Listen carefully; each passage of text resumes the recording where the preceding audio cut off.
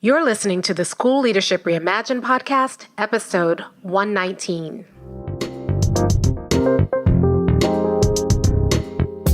Welcome to the School Leadership Reimagined podcast, where we rethink what's possible to transform your school. If you're tired of settling for small wins and incremental improvement, then stay tuned to discover powerful and practical strategies for getting every teacher in your school moving towards excellence. Now, here's your host, Robyn Jackson.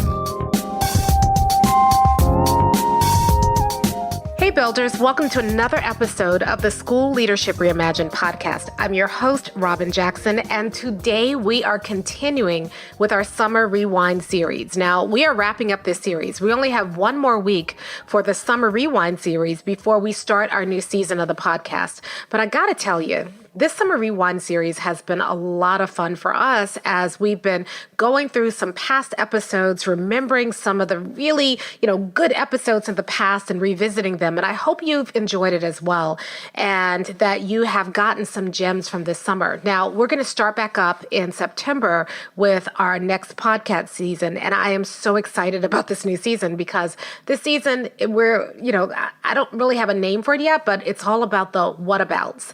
What about, how are you going to move forward when you have a teacher who is resistant? What about, I don't have enough time to get into the classrooms? All of those yes buts. Yes, I would love to be a builder, but I have this very practical, real problem in front of me, and I need a practical solution. And so this season is all going to be about those practical solutions that really help you implement buildership no matter what is going on. So I can't wait to share that with you. In the meantime, today we're going to revisit episode 84. And episode 84, it's about a piece of advice I've been hearing myself say a lot lately, which is this: success is boring. You see, around this time of year, everybody is so excited to return to school. They're excited about the new program that they're going to implement this year, and people are really invested in doing something new.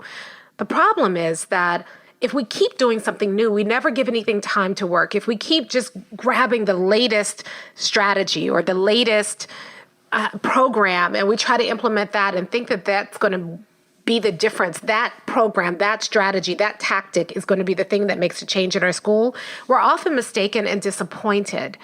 What really makes change in school and what makes change stick is putting in systems that you implement over and over and over again.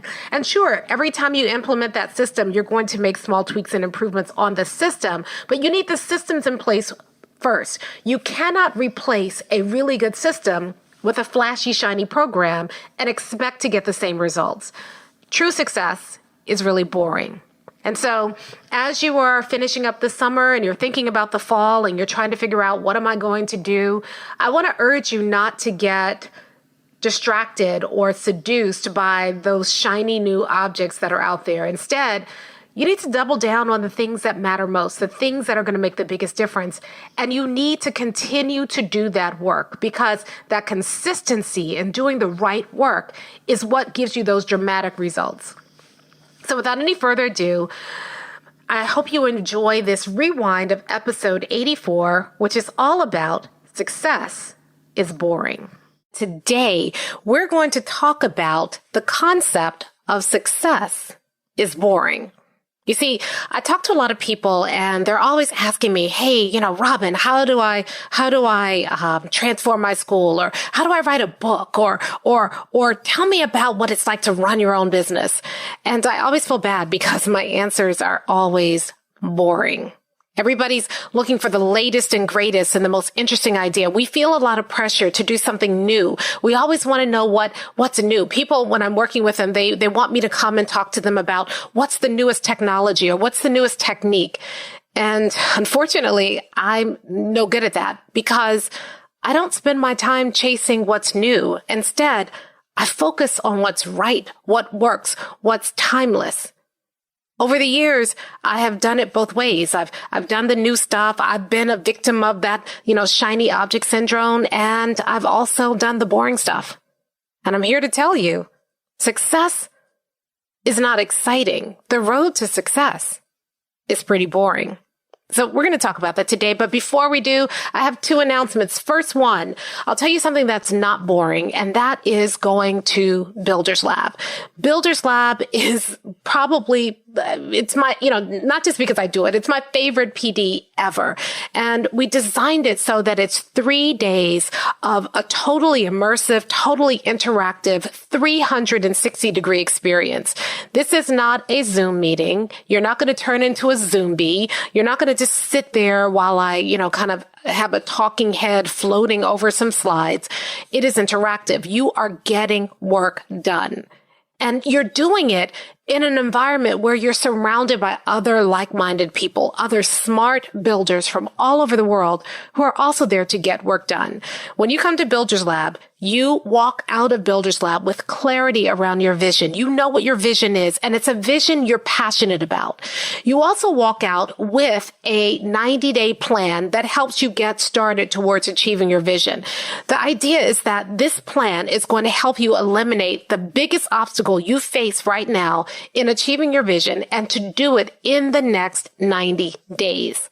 And that's not all, because even though we're going to spend 3 days together working on this, figuring this out, getting coaching and spending real time, not just listening to training, but participating, learning new skills, applying them right away to your school. But then we're going to spend 3 months together to make sure that your 90-day plan is a success. I don't want to just give you 3 days and then drop you off. We're going to spend 3 months working. You're going to get monthly office hours with me where I can continue to coach you and help you work through any challenges you face when you get back to your school. You get a weekly email from me prompting you about what to do that week. So that way you can stay accountable to your plan and you don't get distracted when you get back to school. You get a resource bank of additional follow-up training and support to help you continue to develop your skills. So when you come to Builders Lab, you become a part of the MindSteps family. You become a builder. And right now, tickets are on sale for our next Builders Lab, which is happening January 25 through 27, 2020. And January is the perfect time to come to Builders Lab because you've already been in school for half a year. You have time. You've seen some things, and now you can figure out, how do I finish the school year strong? This has been a crazy school year so far, and you may find that by now you're a little distracted from your goals, or the things you thought you were going to be able to accomplish, you're not sure you're going to be able to accomplish right now. But I promise you, if you come to Builders Lab, you will get reignited with your passion. You'll get some clarity around the direction. You will get some things you can anchor in. So no matter what happens for the remainder of the school year, no matter how crazy the world gets, you have something you can anchor in. You're going to get one-on-one support. We keep Builders Lab very, very small so that I have time to work with each person individually. You get to form relationships with other people in your group. In fact, this last Builders Lab 360, people have bonded so much. They are, each group is competing to see who's going to be the next success story. And you walk out with a real plan, not some theory, a real viable plan that's based on your school. So go to mindstepsinc.com and get your ticket to Builders Lab. I would love to work with you directly, one-on-one, and help you start to turn your school into a success story with the people and resources you already have. So again, mindstepsinc.com to get your tickets to our next Builders Lab. And if you're listening to this sometime in the future, that site will still work. Just go there and figure out when our next Builders Lab is happening, and then you can get your ticket. Okay, so that's announcement number one. Now, announcement number two, we are in the middle of the Jumpstart Your Education Consulting Business 5-Day Challenge. Today is going to be day 4, and then we have one more day afterwards.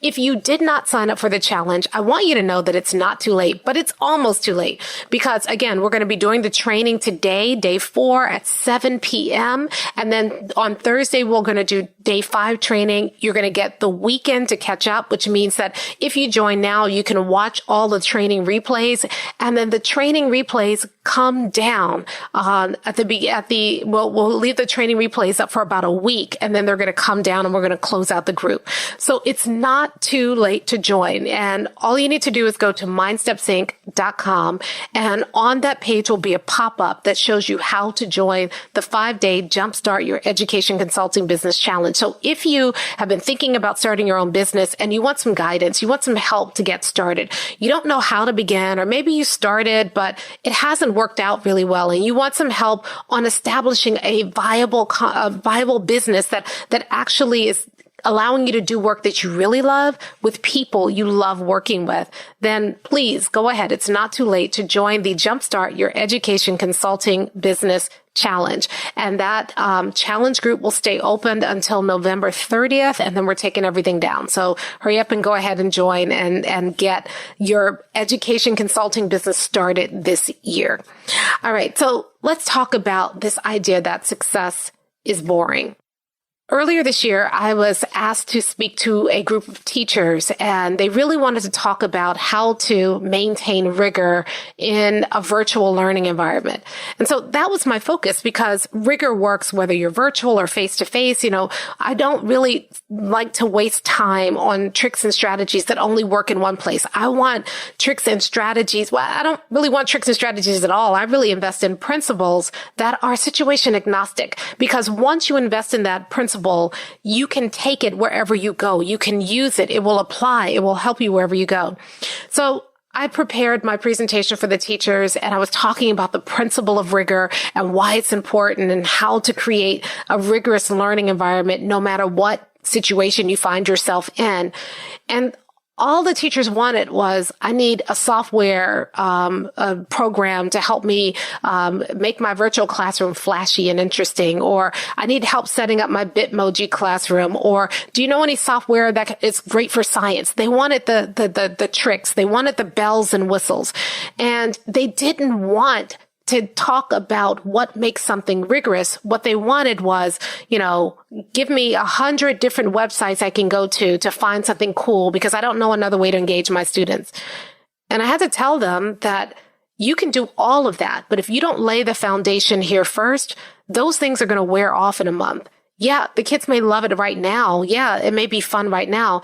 But in a couple of weeks, they're going to get used to it. And if there's nothing undergirding that, if there's no real rigorous learning happening in that Bitmoji classroom, or with that great website, or with your Flipgrid, or all the other things that they were kind of interested in, if there's not that foundation of rigor, then that stuff gets old and stale very quickly. And then what? What are you left with?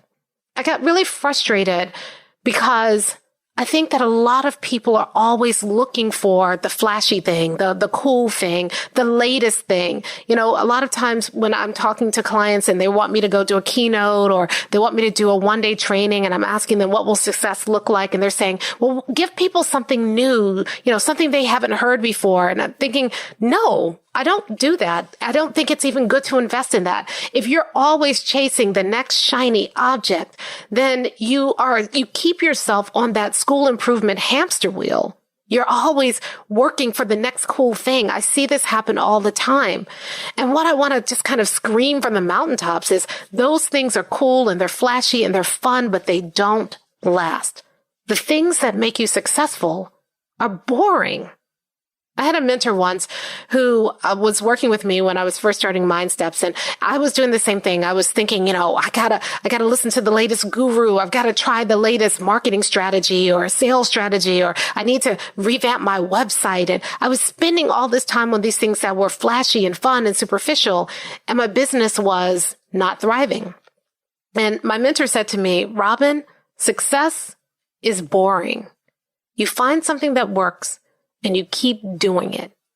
If you're looking for flashy, don't go into business. Success is boring. And, it took me back, because, what I thought was the fun part of business was doing these new innovative things. But now that I'm older and hopefully a little wiser, I think he makes a good point. Success is boring. The schools that I work with who end up writing their school story and turning their school into a success story, they do it in some really boring ways.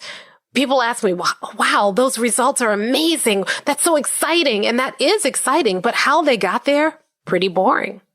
I've worked with principals who have taken their schools from the bottom of the district to the top of the district. I've worked at principals who have taken their students from, 10, 15% at proficient to 60, 70, 80% proficiency. I've worked with principals who have taken their schools from being an F school by their state grade rating to being an A school. And every single one of them followed a very predictable and very boring pattern. I've also worked with principals who said, they call me up and they say, I want you to work with our school. And last year we had this guru in and we're doing this program. I've worked with schools where they, have 11 to 15 different new initiatives happening all at once. And a year from now, they will all crash and burn because they're so busy chasing shining objects instead of just investing in what works. Success is boring. People talk to me and they say, I want to write a book. And then they do all this stuff and they never write the book. Why? Because writing a book is boring. Let me tell you, it's boring. The way that I can get a book done is I get up every morning and when I'm writing a book and I spend an hour writing that book, whether I feel like it or not. And most days I don't feel like it. It's not something where you sit down and you start typing and you look at your hands and you say, these hands have been blessed by God. I am spewing wisdom on the page at every moment. Most days you are writing a lot of stuff that's just complete and utter trash. But you have to get the trash out the way in order to get to the gold. And unfortunately, that process is pretty boring. People ask me all the time, hey, how do I build a successful business? Do I need to get my business cards? And they spend all this time kind of picking out logos and colors and working on their website. That part is fun, but that's not a business. Once you have a website and cards, but you don't have customers, you don't have a business. How do I speak on stages? I want to do my keynote addresses. Well, the grind to get on those big stages, boring. People say, I want to transform my school. They come in, they're new principals. I'm going to come into this school and I'm going to transform this school. And they bring in all these programs and people get overwhelmed and they crash and burn. And then there are people who come into a school and transform the school. It's boring. I remember early in my career, when I first started MindSteps, I was working with the school and they were in state takeover. So they had been consistently a failing school for 3 years or more. And the district had been given mandates to turn it around. They couldn't turn it around. And so the state took over the school and the district was trying to get control back over that school. So the state sent in all these regulators. They replaced the principal and the new principal, the old principal was very charismatic and the new principal was boring. He was one of the most boring people I've ever met, just flat. And he had been an assistant principal in the district before, but the district didn't see him as principal material because he didn't have that charismatic, thing that we think about for a principal. And so he had gone to another district. He had shown himself to be successful in that district as a principal. And so he was being brought back in to take over this school. And the school had so many things wrong. And he just sat down. And when we first started working together, we micro-sliced his school and figured out that they really needed to focus on the rigor of instruction. They had all these other programs. They were AP and IB and PBIS and you name an acronym, ABC. And they had all these programs to try to fix the school and none of it was working. And he said, you know what? We're just going to go back to basics. And they doubled down on rigor.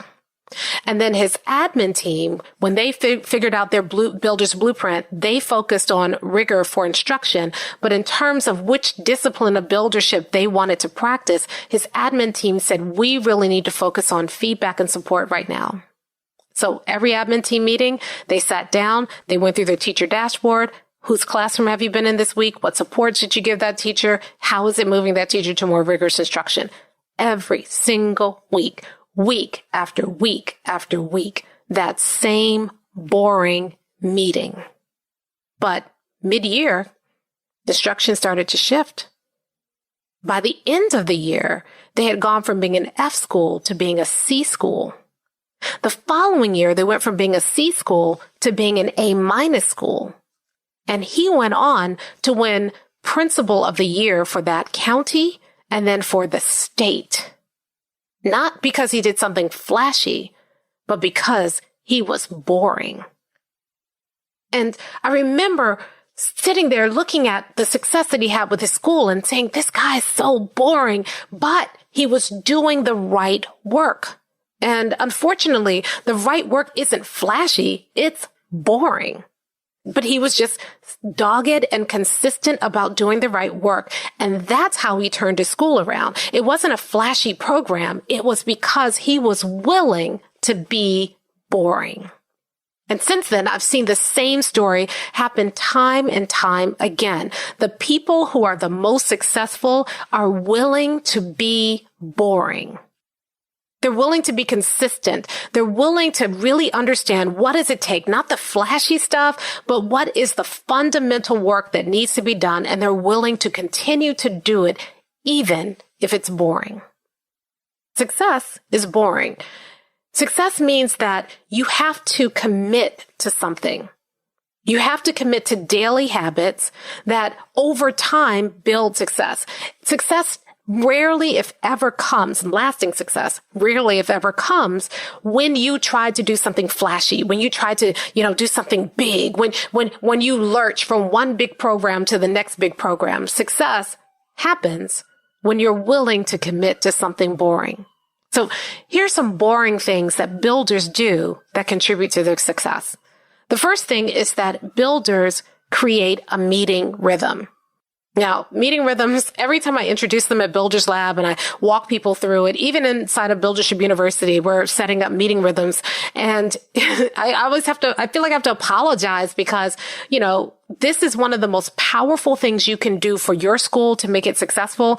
But every time I introduce it, people are, I start saying, okay, what we're going to learn is something that is one of the most powerful tools you have in your arsenal as a builder. And then I follow that up with, it's your meeting rhythm. And you can just see people being just so disappointed because they're expecting to hear something really cool. And I'm talking about the meeting rhythm. But let me tell you, when they put that meeting rhythm in place, I get emails or they show up at office hours and they're like, you know what? I trusted you and I did that meeting rhythm thing. I didn't want to, but let me tell you, that meeting rhythm is working.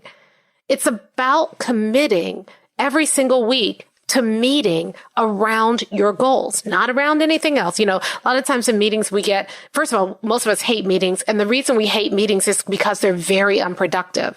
But when you set up a meeting rhythm, the way we teach you to do at Builders Lab and at Buildership University, when you set that rhythm up, what it does is it keeps your focus consistently on achieving your goals. And it helps you make steady, consistent progress towards your goals. It helps keep you focused. I remember when I first learned the meeting rhythm, one of my mentors sat down and said, what's your meeting rhythm? And I said, well, we have a weekly meeting, but our weekly meeting was all over the place. Yeah, we met every single week, but we got nothing accomplished in those meetings. It was, a gripe session, or it made us feel better because we, had a 2-hour meeting every week. And we ended up talking about a lot of challenges. We never solved them. We didn't plan. It was not a good meeting. So we set up a meeting rhythm that was focused on helping us achieve our 90-day goals. And when we did that, it changed everything for us. It literally changed everything. It helped us all to stay more accountable to our goals. We didn't just set a goal we were used to kind of setting quarterly goals. And so we'd set a goal at the beginning of the 90-day period. And then we barely talked about it. And then at the end of the 90-day period, we'd say, okay, how did we do? Did we reach our goal? That doesn't work. And a lot of us are doing that right now. But when you have a meeting rhythm that is so boring in its regularity, it forces you to stay focused on your goals. And every single week, we set up this new meeting agenda that forced us to prioritize what challenges we were facing and solve those challenges every single week. So all of a sudden, just by having this meeting rhythm with the weekly meeting, we were solving problems quickly before they blew up in our faces. We were seeing so much more momentum. And then we added the daily meeting. We call it the daily stand-up or the DSU. We meet every day to say, okay, we made this commitment at our weekly meeting. What did we do today that moved us toward the commitments that we made at our weekly meeting? And again, that kept us from getting distracted. It helped me as the one in charge to kind of understand what everybody else was doing and to make sure people were doing the right work without having to chase and check and correct them. It made sure that other people who might have slacked off, they know they're going to be meeting every day. They have to show up. They have to talk about what they're doing. So it helped keep everybody motivated and active. And we just, the first 90-day period that we started this meeting rhythm, we had set these really ambitious goals. We weren't even confident we were going to achieve them, and we exceeded them in 90 days. And we started hitting benchmark after benchmark and goal after goal, and we started removing obstacle after obstacle and created this incredible momentum that transformed our organization. And I see the same thing happening in schools that we work with. If they commit to that meeting rhythm, as boring as it is, they get this momentum. They start eliminating challenges. They start hitting their goals and their benchmarks. They have a tightly knit team. Everybody's more accountable. The benefits aren't boring. The process is. Here's another one that is something that's really boring, but it leads to huge success. Sitting down and spending time microslicing your school, creating a builder's blueprint.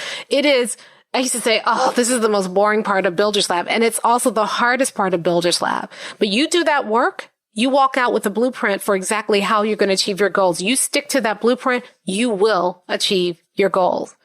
I want to talk about something else that's boring. It's data. Well, data, the way that we typically do it as leaders is not only boring, it's excruciating. So we don't do data. Builders, we don't do data the way that leaders do data. What we do as builders, instead of weeding through all of the data, we connect our data to our blueprint. We create something called a data scorecard. And I just said data scorecard. I know some of you fell asleep just by saying it, but remember, success is boring. So what the data scorecard does is that it identifies 1 to 2 leading indicators and 1 to 2 lagging indicators that we're going to track every single week. So a leading indicator is really about what behaviors do we commit to doing consistently that we believe if we do these things consistently will lead to an outcome. And that's your lagging indicator. So a leading indicator might be like every week we're going to get into, as a leadership team, we're going to get into 15 classrooms and have meaningful conversations with teachers about instruction. Or it may be that every week, our teachers are going to have, every single student is going to receive a check-in call from one adult in our building.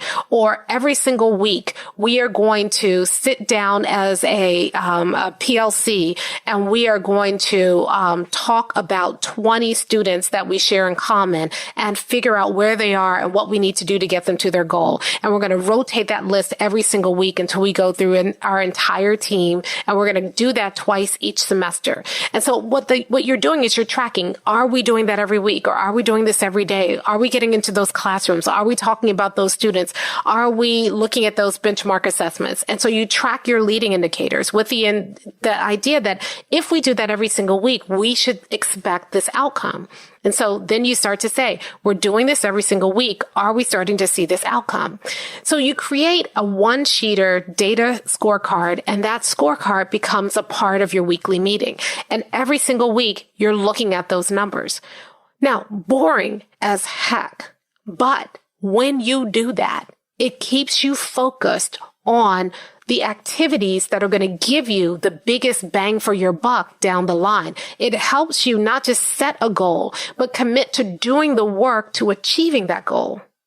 Remember, success is boring, but I'm going to tell you what, when you do that and you start seeing you hitting those benchmarks, you start seeing yourself changing that data, you start seeing yourself changing outcomes for kids, that's not boring. Now, the work to get there, boring, but the outcome, not boring, if we commit to it. You see, we get so distracted. And a lot of times it's not the technique that's the problem. The problem is we get so bored with the technique that we don't see it through. I bet if I asked you, most of you know in your heart, fundamentally, what needs to happen in order to move your school forward. But can you commit to enduring the boredom of the work until you see the results? And most of us can't. Most of us give up too soon. We get distracted. It drives me nuts when I am working with a school and they are lurching from one thing to the next. And every time I talk to them, they're saying, oh, we're trying this new thing. And I have to really watch myself because I almost kind of I get so annoyed that I get cranky about it. So I have to be careful about it. But I want to just kind of shake people and say, stop it. Don't get caught up in the shiny objects. Success is boring.